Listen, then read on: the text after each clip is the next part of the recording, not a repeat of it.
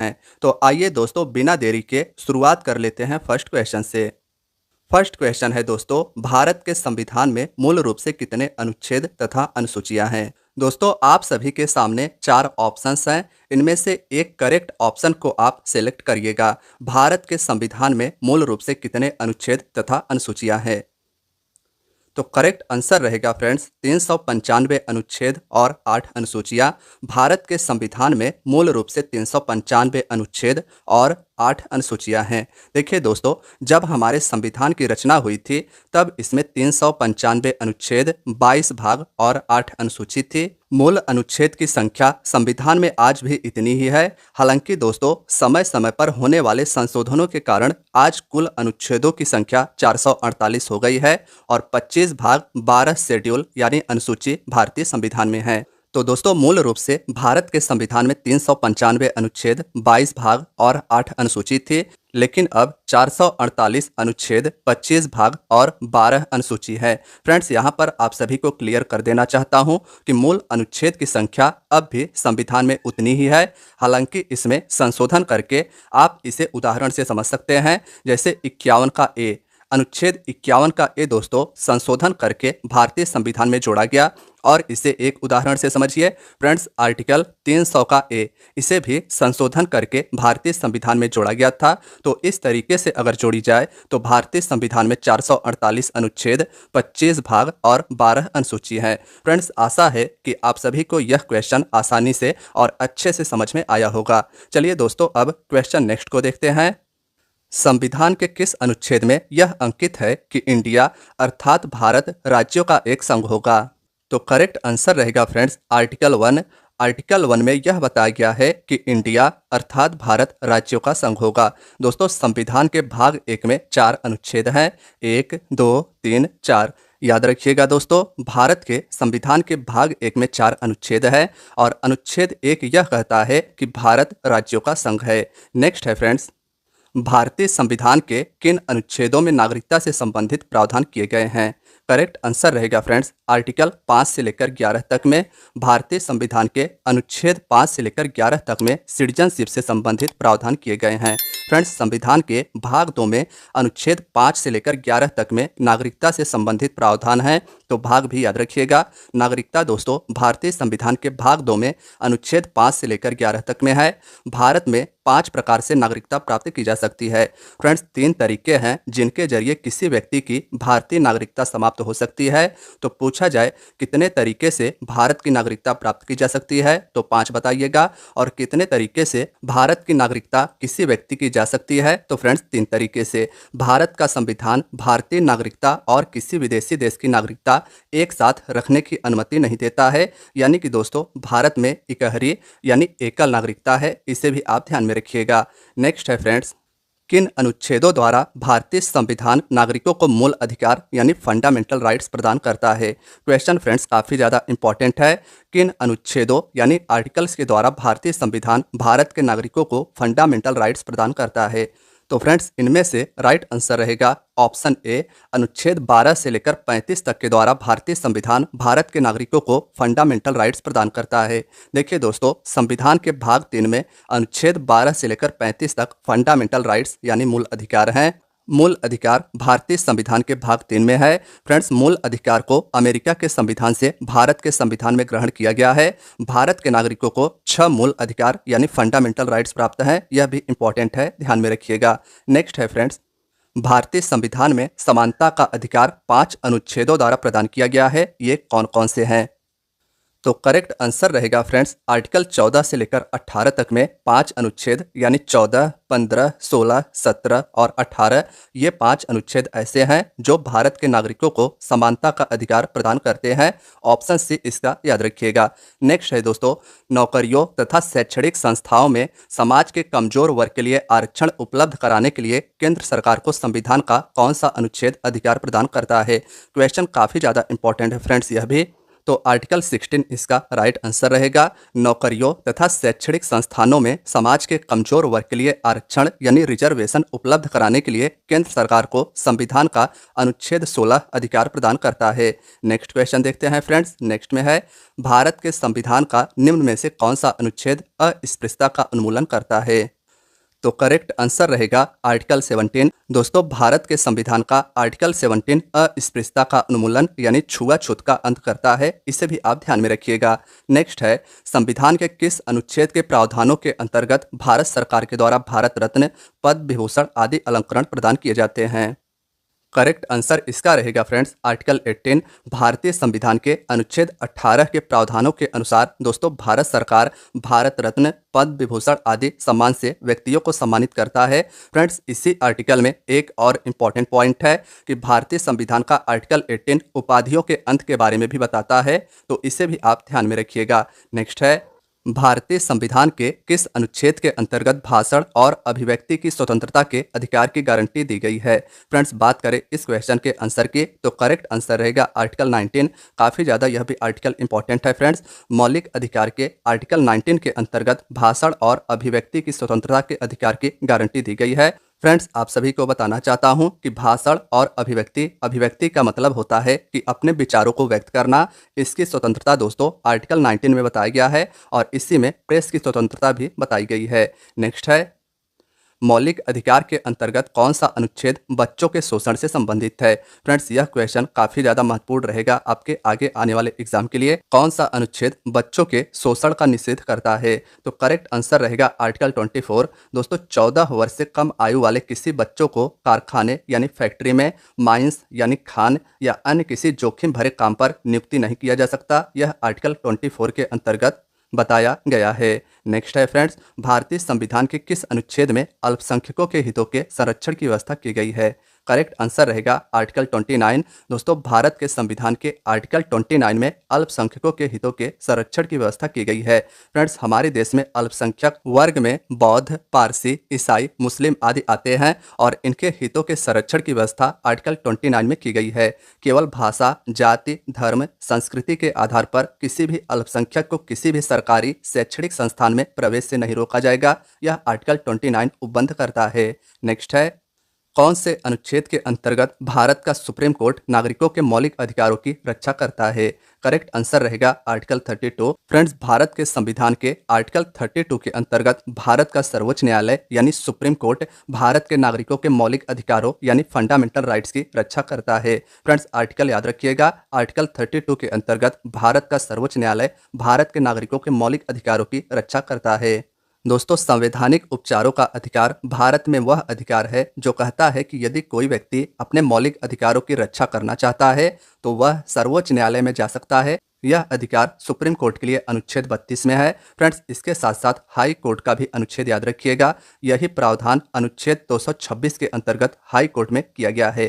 Friends, संवैधानिक उपचारों के अधिकार को डॉक्टर भीमराव अंबेडकर जी ने संविधान की आत्मा कहा है, तो इसे भी आप ध्यान में रखिएगा। संवैधानिक उपचारों का अधिकार डॉक्टर भीमराव अंबेडकर जी ने इसे संविधान की आत्मा कहा है। नेक्स्ट है, भारतीय संविधान के किन अनुच्छेदों में राज्य के नीति निर्देशक तत्वों का उल्लेख किया गया है? करेक्ट आंसर रहेगा अनुच्छेद 36 से 51 तक। दोस्तों, अनुच्छेद 36 से लेकर 51 तक में राज्य के नीति निर्देशक तत्वों का उल्लेख किया गया है। भारत के संविधान में डीपीएसपी यानी directive principles of state policy का कॉन्सेप्ट आयरलैंड के संविधान से लिया गया है। तो फ्रेंड्स, इसे भी याद रखिएगा कि डीपीएसपी भारतीय संविधान का भाग 4 आयरलैंड के संविधान से भारत के संविधान में ग्रहण किया गया है। दोस्तों, संविधान के भाग 4 में अनुच्छेद 36 से लेकर 51 तक राज्य के नीति निर्देशक सिद्धांत का वर्णन है। नेक्स्ट है, भारतीय संविधान के अंतर्गत कल्याणकारी राज्य की अवधारणा निम्नलिखित में से किस अनुच्छेद में वर्णित है? करेक्ट आंसर रहेगा आर्टिकल 38। दोस्तों, आर्टिकल 38 के अंतर्गत डीपीएसपी में कल्याणकारी राज्य की अवधारणा वर्णित है। नेक्स्ट है, भारतीय संविधान का कौन सा अनुच्छेद राज्य सरकारों को ग्राम पंचायत के गठन का निर्देश देता है? तो करेक्ट आंसर रहेगा आर्टिकल 40। दोस्तों, भारतीय संविधान का आर्टिकल 40 राज्य सरकारों को यह निर्देश देता है कि वह ग्राम पंचायत का गठन करे। नेक्स्ट है, भारत के प्रत्येक नागरिक का यह कर्तव्य होगा कि वह प्राकृतिक पर्यावरण का संरक्षण करे और सुधार करे। यह कथन भारतीय संविधान के किस अनुच्छेद में संदर्भित है? फ्रेंड्स, बात करें इस क्वेश्चन के आंसर की तो आर्टिकल 48 ए इसका राइट आंसर रहेगा। फ्रेंड्स, डीपीएसपी में आर्टिकल 48 के ए के अंतर्गत भारत के नागरिकों का यह कर्तव्य होता है कि वे प्राकृतिक पर्यावरण का संरक्षण और सुधार करें। नेक्स्ट है, भारतीय संविधान का कौन सा अनुच्छेद भारत की विदेश नीति से संबंधित है? तो करेक्ट आंसर रहेगा फ्रेंड्स आर्टिकल 51। आर्टिकल 51 भारत की विदेश नीति या अंतर्राष्ट्रीय शांति और सुरक्षा को बढ़ावा देने से संबंधित है। नेक्स्ट है, भारतीय संविधान के किस अनुच्छेद में मौलिक कर्तव्यों की चर्चा की गई है? तो करेक्ट आंसर रहेगा अनुच्छेद 51 ए। दोस्तों, भारतीय संविधान के अनुच्छेद 51 के ए में मौलिक कर्तव्यों यानी फंडामेंटल ड्यूटीज की चर्चा की गई है। यह भी अनुच्छेद काफी ज्यादा इंपॉर्टेंट रहेगा। फ्रेंड्स, सरदार स्वर्ण सिंह समिति की सिफारिश पर 42वें संविधान संशोधन 1976 के द्वारा मौलिक कर्तव्य को भारत के संविधान में जोड़ा गया था। दोस्तों, आप सभी को क्लियर करना चाहता हूं कि मौलिक कर्तव्य भारत के मूल संविधान में नहीं था। इसे 42वें संविधान संशोधन 1976 के द्वारा सरदार स्वर्ण सिंह समिति की सिफारिश पर भारत के संविधान में जोड़ा गया। फ्रेंड्स, इसे रूस के संविधान से भारत के संविधान में ग्रहण किया गया है, जो भाग 4 ए में अनुच्छेद 51 के ए के तहत रखा गया है। और फ्रेंड्स, आप सभी को बताना चाहता हूँ कि मौलिक कर्तव्यों की संख्या वर्तमान में 11 है। नेक्स्ट है, संघ की कार्यपालिका शक्ति राष्ट्रपति में निहित होगी, जिसका प्रयोग वह स्वयं या अपने अधिकारियों के द्वारा करेगा। यह किस आर्टिकल में उल्लेखित है? तो करेक्ट आंसर रहेगा फ्रेंड्स आर्टिकल 53 संघ की कार्यपालिका शक्ति। दोस्तों, कार्यपालिका का अर्थ होता है कि जो कानून को लागू करवाए, और भारत में संघ की कार्यपालिका शक्ति फ्रेंड्स राष्ट्रपति में निहित है, जिसका प्रयोग वह स्वयं या अपने अधिकारियों के द्वारा आर्टिकल 53 के अंतर्गत करता है। फ्रेंड्स, राष्ट्रपति की बात करें तो राष्ट्रपति भारत का प्रथम नागरिक कहलाता है। राष्ट्रपति होने के लिए न्यूनतम 35 वर्ष आयु होनी चाहिए। राष्ट्रपति को प्रति माह 5 लाख रुपए वेतन, अन्य भत्ते प्रदान किए जाते हैं। राष्ट्रपति पद के उम्मीदवार के लिए निर्वाचक मंडल में 50 सदस्य प्रस्तावक तथा 50 सदस्य अनुमोदक होते हैं। तो फ्रेंड्स, इसे भी आप याद रखिएगा, कई एग्जाम में यह पूछा जा चुका है। नेक्स्ट है, भारत के संविधान के किस अनुच्छेद के अंतर्गत भारत के राष्ट्रपति पर महाभियोग चलाया जा सकता है? तो करेक्ट आंसर रहेगा आर्टिकल 61। दोस्तों, भारतीय संविधान के आर्टिकल 61 के अंतर्गत भारत के राष्ट्रपति पर महाभियोग चलाया जा सकता है और इन्हें इनके पद से हटाया जा सकता है। फ्रेंड्स, याद रखिएगा, राष्ट्रपति द्वारा संविधान के प्रावधानों के उल्लंघन पर संसद के किसी सदन द्वारा उस पर महाभियोग लाया जा सकता है। महाभियोग से 14 दिन पहले राष्ट्रपति को लिखित सूचना देना अनिवार्य है, तो इसे भी याद रखिएगा। राष्ट्रपति पर लगाए गए आरोप को सिद्ध करने वाला प्रस्ताव 2/3 बहुमत से पारित होना चाहिए। फ्रेंड्स, राष्ट्रपति की रिक्ति को 6 महीने के अंदर भरना आवश्यक भी होता है। फ्रेंड्स, बात करें अगर महाभियोग की तो मैंने आपको बताया आर्टिकल 61। इसके साथ साथ फ्रेंड्स आर्टिकल 72 आप याद रखिएगा, यह भी राष्ट्रपति से संबंधित है और काफी ज्यादा इंपॉर्टेंट आर्टिकल है। फ्रेंड्स, आर्टिकल 72 के अंतर्गत भारत का राष्ट्रपति किसी दोषी व्यक्ति को क्षमादान कर सकता है। नेक्स्ट है, संविधान के किस अनुच्छेद में उपराष्ट्रपति पद का प्रावधान किया गया है? तो करेक्ट आंसर रहेगा आर्टिकल 63। दोस्तों, भारतीय संविधान के आर्टिकल 63 के अंतर्गत उपराष्ट्रपति यानी वाइस प्रेसिडेंट के पद का प्रावधान किया गया है। दोस्तों, संविधान में उपराष्ट्रपति से संबंधित प्रावधान अमेरिका के संविधान से भारत के संविधान में ग्रहण किया गया है। भारत का उपराष्ट्रपति राज्यसभा का पदेन सभापति होता है। फ्रेंड्स, यह आपको पता होगा। उपराष्ट्रपति निर्वाचित होने के लिए 35 वर्ष की आयु पूरी होनी आवश्यक है। राष्ट्रपति का पद खाली रहने पर उपराष्ट्रपति राष्ट्रपति के हैसियत से कार्य करता है। और फ्रेंड्स, जब उपराष्ट्रपति राष्ट्रपति का पद खाली रहने पर राष्ट्रपति के हैसियत से कार्य करता है तो उसे वेतन भी राष्ट्रपति के ही समान दिया जाता है। नेक्स्ट है, संविधान के किस अनुच्छेद के अंतर्गत मंत्रीगण सामूहिक रूप से लोकसभा के प्रति उत्तरदायी होते हैं? तो करेक्ट आंसर रहेगा आर्टिकल 75। दोस्तों, भारतीय संविधान के आर्टिकल 75 के अंतर्गत मंत्रीगण सामूहिक रूप से लोकसभा के प्रति उत्तरदायी होते हैं। फ्रेंड्स, राष्ट्रपति को उनके कार्यों के संपादन व सलाह देने के लिए एक मंत्रिपरिषद होता है। दोस्तों, प्रधानमंत्री और अन्य मंत्रियों को मिलाकर मंत्रिपरिषद बनता है और मंत्रिपरिषद या मंत्रिमंडल का अध्यक्ष प्रधानमंत्री होता है। प्रधानमंत्री के विरुद्ध अविश्वास प्रस्ताव पारित होने की स्थिति में पूरी सरकार को त्यागपत्र देना पड़ता है। मंत्रिपरिषद में मंत्रियों की कुल संख्या प्रधानमंत्री को शामिल करके लोकसभा के कुल सदस्यों का 15% से अधिक नहीं होना चाहिए। नेक्स्ट है, भारत के महान्यायवादी की नियुक्ति से संबंधित अनुच्छेद कौन सा है? तो करेक्ट आंसर रहेगा आर्टिकल 76। दोस्तों, महान्यायवादी से संबंधित अनुच्छेद भारतीय संविधान का आर्टिकल 76 है। महान्यायवादी भारत सरकार का कानून अधिकारी होता है, यानी विधि अधिकारी होता है। महान्यायवादी की नियुक्ति भारत का राष्ट्रपति करता है। महान्यायवादी बनने के लिए वही क्राइटेरिया होनी चाहिए जो सुप्रीम कोर्ट के न्यायाधीश बनने के लिए होती है।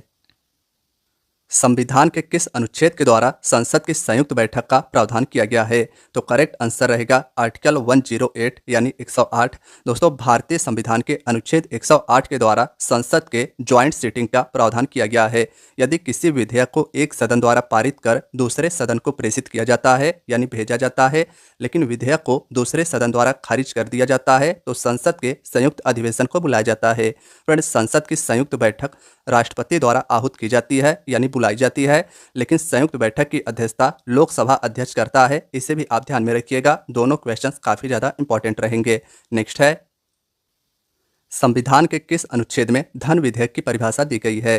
तो करेक्ट आंसर रहेगा आर्टिकल 110। भारतीय संविधान के अनुच्छेद 110 में धन विधेयक की परिभाषा दी गई है। फ्रेंड्स, एक विधेयक को धन विधेयक तब कहा जाता है यदि उसमें कराधान यानी टैक्स, सरकार द्वारा पैसा उधार लेना यानी बोरो, भारत के संचित निधि में व्यय या प्राप्ति हो तो उसे धन विधेयक कहते हैं। धन विधेयक केवल लोकसभा में प्रस्तुत किया जा सकता है, इसे भी आप नोट कीजिएगा। दोस्तों, राज्यसभा लोकसभा द्वारा पारित धन विधेयक में संशोधन कर उसे वापस नहीं भेज सकती। तो धन विधेयक फ्रेंड्स याद रखिएगा आर्टिकल 110 में है। फ्रेंड्स, इसके साथ साथ आर्टिकल 112 यह भी काफी ज्यादा इंपॉर्टेंट है। दोस्तों, वार्षिक वित्तीय विवरण यानी कि एक वर्ष का बजट भारतीय संविधान के अनुच्छेद 112 में है। दोस्तों, वार्षिक वित्तीय विवरण यानी बजट 1 अप्रैल से लेकर 31 मार्च तक का होता है और यह आर्टिकल 112 में भारतीय संविधान में बताया गया है। नेक्स्ट है, भारतीय संविधान का निम्न में से कौन सा अनुच्छेद भारत के राष्ट्रपति को अध्यादेश जारी करने की शक्ति प्रदान करता है? तो करेक्ट आंसर रहेगा अनुच्छेद 123। भारतीय संविधान का अनुच्छेद 123 भारत के राष्ट्रपति को, याद रखिएगा, भारत के राष्ट्रपति के द्वारा अध्यादेश जारी की जा सकती है। और फ्रेंड्स, यह आर्टिकल 123 में बताया गया है। राष्ट्रपति द्वारा सरकार के कहने पर भारतीय संविधान के अनुच्छेद 123 के अंतर्गत अध्यादेश जारी किया जा सकता है जब दोनों सदनों में से कोई भी सत्र में ना हो। अध्यादेश की अवधि 6 सप्ताह की होती है। संविधान के किस अनुच्छेद में सर्वोच्च न्यायालय के गठन संबंधित प्रावधान है? तो करेक्ट आंसर रहेगा अनुच्छेद 124। दोस्तों, भारतीय संविधान के आर्टिकल 124 में सर्वोच्च न्यायालय यानी सुप्रीम कोर्ट के गठन संबंधित प्रावधान है। भारत का सर्वोच्च न्यायालय देश का सर्वोच्च न्यायिक न्यायालय है। सर्वोच्च न्यायालय में एक मुख्य न्यायाधीश तथा 33 अन्य न्यायाधीश होते हैं, यानी कि सुप्रीम कोर्ट में टोटल जस्टिस की संख्या 34 एक मुख्य न्यायाधीश सहित होता है। फ्रेंड्स, सर्वोच्च न्यायालय के समस्त न्यायाधीशों की नियुक्ति भारत का राष्ट्रपति करता है। तो अगर आपसे यह पूछ लिया जाए कि बताइए सुप्रीम कोर्ट के न्यायाधीश की नियुक्ति कौन करता है, तो राष्ट्रपति के द्वारा दोस्तों सुप्रीम कोर्ट के न्यायाधीश की नियुक्ति की जाती है। नेक्स्ट है, राष्ट्रपति सर्वोच्च न्यायालय से संविधान के किस अनुच्छेद के अंतर्गत परामर्श ले सकता है? तो करेक्ट आंसर रहेगा अनुच्छेद 143। फ्रेंड्स, राष्ट्रपति याद रखिएगा सुप्रीम कोर्ट से संविधान के आर्टिकल 143 के अंतर्गत परामर्श ले सकता है। अब फ्रेंड्स, यहाँ पर क्राइटेरिया यह रहेगा कि राष्ट्रपति जो सुप्रीम कोर्ट से परामर्श लेगा वह मानने के लिए बाध्यकारी नहीं रहेगा। नेक्स्ट है, भारतीय संविधान के किस अनुच्छेद के अंतर्गत नियंत्रक और महालेखा परीक्षक की नियुक्ति होती है? तो करेक्ट आंसर रहेगा आर्टिकल 148। दोस्तों, भारतीय संविधान के आर्टिकल 148 के अंतर्गत नियंत्रक और महालेखा परीक्षक यानी कैग की नियुक्ति की जाती है। फ्रेंड्स, आप सभी को बताना चाहता हूं कि कैग यानी नियंत्रक और महालेखा परीक्षक भारत सरकार का अंकेक्षक यानी ऑडिटर होता है। नेक्स्ट है, मूल संविधान के किस अनुच्छेद में यह उल्लिखित है कि प्रत्येक राज्य के लिए एक राज्यपाल होगा? तो करेक्ट आंसर रहेगा अनुच्छेद 153। दोस्तों, भारतीय संविधान के अनुच्छेद 153 में यह उल्लिखित है कि प्रत्येक राज्य के लिए एक राज्यपाल होगा जो उस राज्य का सर्वोच्च कार्यकारी अधिकारी होगा। संविधान के भाग 6 में दोस्तों राज्य में शासन के लिए प्रावधान किए गए हैं, तो इसे आप याद रखिएगा कि राज्य भारतीय संविधान के भाग 6 में है। राज्य हो या राज्यपाल, मुख्यमंत्री, फ्रेंड्स ये सभी भारतीय संविधान के भाग 6 में है। आर्टिकल्स भी आप याद रखिएगा। फ्रेंड्स, भाग 6 आर्टिकल 152 से लेकर 237 तक है। राज्य की कार्यपालिका का प्रमुख दोस्तों राज्यपाल होता है, जो राज्य के कानून को कार्यान्वित यानी इम्प्लीमेंट करती है और उसे लागू करती है, उसे कार्यपालिका कहते हैं। परंतु वास्तविक शक्ति मुख्यमंत्री के नेतृत्व में मंत्रिपरिषद में निहित होती है। नेक्स्ट है, इसी राज्य में विधान परिषद की स्थापना और समाप्ति का प्रावधान किस अनुच्छेद में है? तो करेक्ट आंसर रहेगा आर्टिकल 169। दोस्तों किसी भी राज्य में विधान परिषद की स्थापना और समाप्ति का प्रावधान आर्टिकल 169 में है। विधान परिषद राज्य विधानमंडल का उच्च सदन होता है। फ्रेंड्स इसे आप याद रखिएगा कि विधान परिषद में उच्च सदन विधानमंडल होता है, जबकि विधानसभा निम्न सदन कहा जाता है। वर्तमान में 6 राज्यों में विधान परिषद हैं: उत्तर प्रदेश, कर्नाटक, महाराष्ट्र, बिहार, आंध्र प्रदेश और तेलंगाना। फ्रेंड्स आप सभी को बताना चाहता हूं कि ये जो 6 राज्य हैं इनमें विधान परिषद है और विधान परिषद की सबसे अधिक सीट उत्तर प्रदेश में है, जिनकी संख्या फ्रेंड्स 100 है। तो इसे भी आप याद रखिएगा कि 6 राज्यों में विधान परिषद है, उनमें से एक है उत्तर प्रदेश, जहां पर विधान परिषद की सबसे अधिक सीटें 100 है। फ्रेंड्स आगे बात करें तो विधान परिषद का सदस्य बनने के लिए न्यूनतम आयु 30 वर्ष होनी चाहिए। इसके साथ साथ विधानसभा का सदस्य बनने के लिए 25 वर्ष उम्र होती है। इसके साथ साथ दोस्तों विधान परिषद के प्रत्येक सदस्य का कार्यकाल 6 वर्ष का होता है, जबकि विधानसभा के प्रत्येक सदस्य का कार्यकाल 5 वर्ष का होता है। नेक्स्ट है, राज्य द्वारा प्रार्थना करने पर भारत की संसद उन राज्यों के लिए किस अनुच्छेद के अंतर्गत कानून बना सकती है? तो करेक्ट आंसर रहेगा आर्टिकल 252। दोस्तों अनुच्छेद 252 के अनुसार 2 या 2 से अधिक राज्य की विधानमंडल अगर एक संकल्प पारित करती है और संसद से अनुरोध करती है तो संसद उन राज्यों के लिए आर्टिकल 252 के अंतर्गत कानून बना सकती है। नेक्स्ट है, अंतर्राज्यीय परिषद के गठन का प्रावधान संविधान के किस अनुच्छेद में है? करेक्ट आंसर रहेगा आर्टिकल 263। दोस्तों अंतर्राज्यीय परिषद का गठन भारत का राष्ट्रपति करता है, लेकिन अंतर्राज्यीय परिषद का अध्यक्ष भारत का प्रधानमंत्री होता है। फ्रेंड्स अंतर्राज्यीय परिषद की बात करें तो यह संघ यानी केंद्र सरकार और राज्य के बीच में कोऑर्डिनेट यानी चर्चा के लिए होती है। और फ्रेंड्स आर्टिकल 263 के अंतर्गत भारत का राष्ट्रपति अंतर्राज्यीय परिषद का गठन करता है।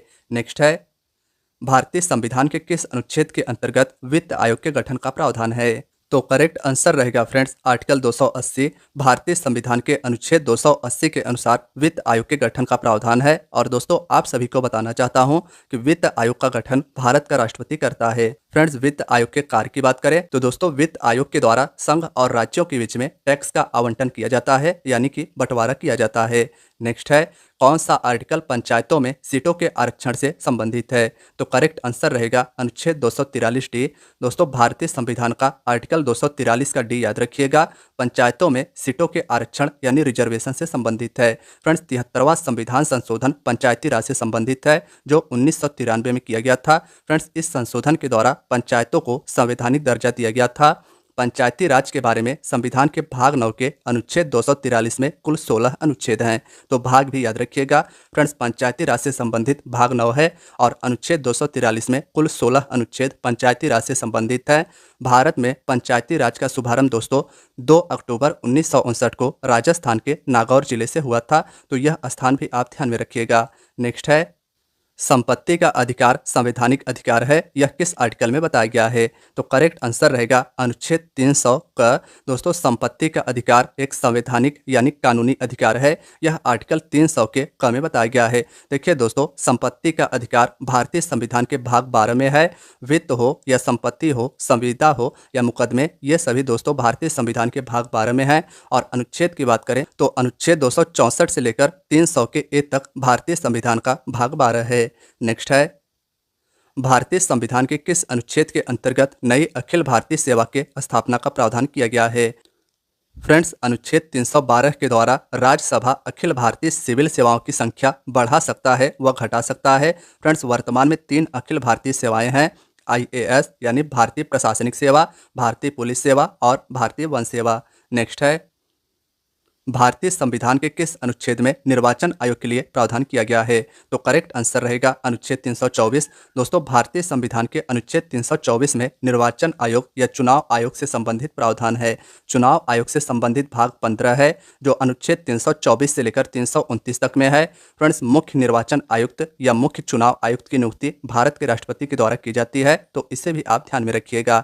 नेक्स्ट है, कौन सा अनुच्छेद लोकसभा में अनुसूचित जातियों और अनुसूचित जनजातियों के लिए सीटों के रिजर्वेशन से संबंधित है? फ्रेंड्स यह भी आर्टिकल काफ़ी ज़्यादा इंपॉर्टेंट है। करेक्ट आंसर रहेगा आर्टिकल 330। लोकसभा में अनुसूचित जाति यानी SC और अनुसूचित जनजाति यानी ST के लिए सीटों का आरक्षण अनुच्छेद 330 में है, इसे आप ध्यान में रखिएगा। नेक्स्ट है, संविधान के किस अनुच्छेद के अंतर्गत हिंदी को राजभाषा का दर्जा प्रदान किया गया है? तो करेक्ट आंसर रहेगा आर्टिकल 343। दोस्तों, भारतीय संविधान के अनुच्छेद 343 में हिंदी को राजभाषा का दर्जा प्रदान किया गया है। देखिए दोस्तों, संविधान के भाग 17 के अनुच्छेद 343 के अनुसार संघ की राजभाषा हिंदी और लिपि देवनागरी है। तो दोनों आप याद रखिएगा, संघ की राजभाषा हिंदी और लिपि देवनागरी है। दोस्तों, संविधान के 8वें अनुसूची में भारत के 22 भाषाओं को राजभाषा के रूप में मान्यता प्राप्त है। तो 8वीं अनुसूची भाषा से संबंधित है और भारतीय संविधान के 8वें अनुसूची में 22 भाषाओं को मान्यता प्रदान किया गया है। नेक्स्ट है, भारत में बाहरी आक्रमण तथा सशस्त्र विद्रोह के कारण भारत के राष्ट्रपति के द्वारा राष्ट्रीय आपातकाल की घोषणा किसके अंतर्गत की जाती है? तो करेक्ट आंसर रहेगा फ्रेंड्स आर्टिकल 352 राष्ट्रीय आपातकाल। याद रखिएगा, यह आर्टिकल 352 में उल्लेखित है। नेक्स्ट है, संविधान के किस अनुच्छेद के तहत राज्यों में संवैधानिक तंत्र के विफल हो जाने पर राष्ट्रपति शासन लागू किया जा सकता है? तो करेक्ट आंसर रहेगा आर्टिकल 356। दोस्तों, भारत में किसी राज्य में संवैधानिक तंत्र के विफल होने पर राष्ट्रपति शासन लगाया जाता है और यह आर्टिकल 356 के अंतर्गत किया जाता है।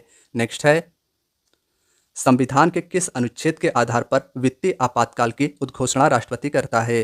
तो करेक्ट आंसर रहेगा अनुच्छेद 360। दोस्तों, भारतीय संविधान के अनुच्छेद 360 के आधार पर वित्तीय आपातकाल की उद्घोषणा भारत के राष्ट्रपति के द्वारा की जाती है। फ्रेंड्स, ऐसा भारत में अभी तक कभी नहीं हुआ है कि वित्तीय आपातकाल को लागू किया गया हो।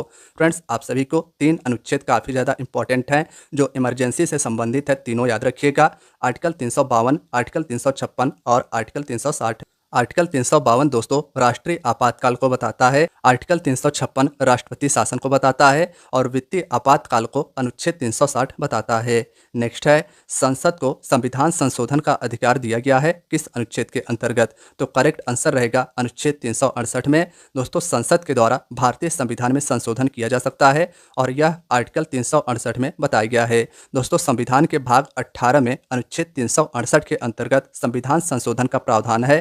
तो भाग भी याद रखिएगा, संशोधन भाग 18 में है। आर्टिकल 368 में संशोधन की 3 विधियां हैं। कौन कौन सी है? तो साधारण विधि द्वारा संशोधन, विशेष बहुमत द्वारा संशोधन, संसद के विशेष बहुमत तथा राज्य विधानमंडलों की स्वीकृति से संशोधन। तो फ्रेंड्स, संशोधन के बारे में आप सभी इतना याद रखिएगा। इसके साथ साथ दोस्तों यह भी याद रखिएगा कि संविधान का भाग 18 जो है यानी कि संविधान संशोधन है, वह भारतीय संविधान में साउथ अफ्रीका के संविधान से ग्रहण किया गया है। यह भी दोस्तों काफ़ी ज़्यादा इंपॉर्टेंट है। संविधान संशोधन आर्टिकल 368 को साउथ अफ्रीका के संविधान से भारत के संविधान में ग्रहण किया गया है। तो फ्रेंड्स, आज की आपकी क्लास यहीं तक थी। क्लास आपको कैसी लगी हमें कमेंट बॉक्स में ज़रूर बताइएगा। फ्रेंड्स, अगर वीडियो पसंद आई हो तो वीडियो को लाइक अवश्य कीजिएगा। चैनल पर नए हैं तो चैनल को सब्सक्राइब भी कर लीजिएगा और अपने दोस्तों यारों मित्रों के साथ भी इस वीडियो को शेयर करना ना भूलिएगा। तो मिलते हैं फ्रेंड्स नेक्स्ट वीडियो में। अपना ख्याल रखिएगा और तैयारी को जारी रखिएगा। धन्यवाद दोस्तों।